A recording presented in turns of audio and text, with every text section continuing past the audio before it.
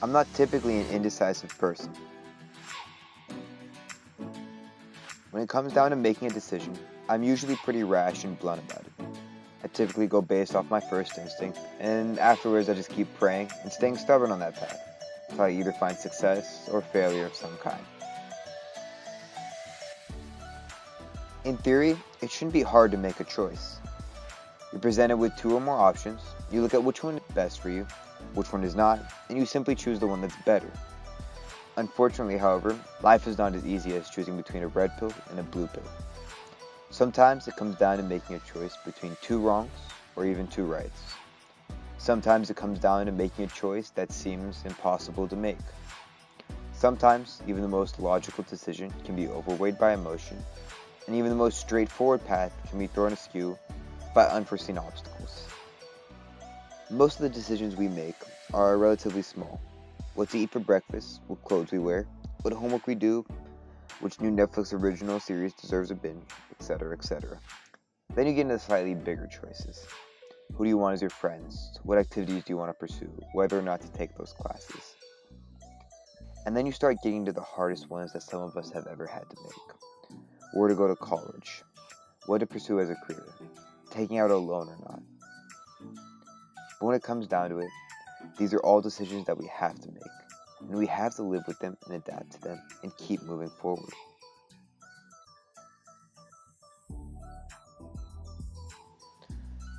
But no door in life only leads down one path. If you make a wrong choice, after that moment, there are millions upon millions of new pathways to go down. There are ways that the you who made that initial decision could have never even imagined.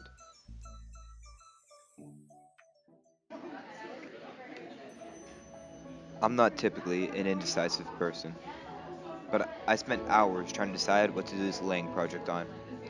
I couldn't decide what mattered to me the most between my friends, my family, food, music, and how to do an entire video dedicated to just one of the many things that matter to me.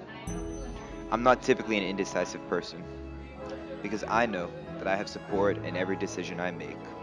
My family has been with me through every single hard time and decision I've ever made. From my decision to join ice skating classes to choosing to hike the hardest open hike in Yosemite, they are there by my side. My friends have supported even crazier decisions, like going to San Jose at 2 in the morning to get aesthetic photos, or joining me in making questionably appropriate dances for Powder Puff. I'm not an indecisive person, because I know that I've survived up till now. My life has been far from perfect, and I'm miles away from perfect as well. But the point of decisions isn't to make the right one every time. For me, every obstacle and every misstep was a learning point, and every one in the future will be too. I'm not an indecisive person. If you asked me if I wanted to go back and change anything at all in my life, I wouldn't do it.